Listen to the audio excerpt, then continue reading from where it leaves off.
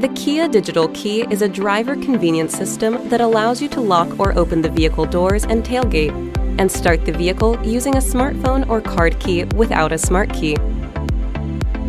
This function can be used on the existing Kia Digital Key app, and Digital Key 2 is now available to use on the Kia Connect app.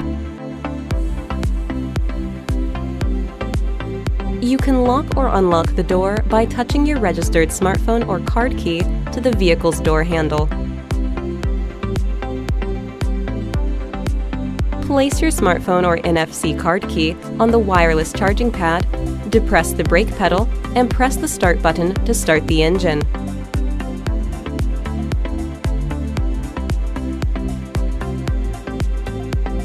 For UWB-enabled smartphones, go to Settings, Vehicle, Door in the infotainment system.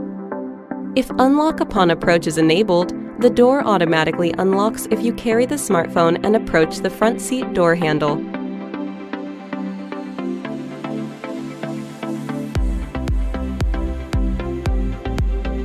For UWB-enabled smartphones, depress the brake pedal and press the start button with the smartphone inside the vehicle.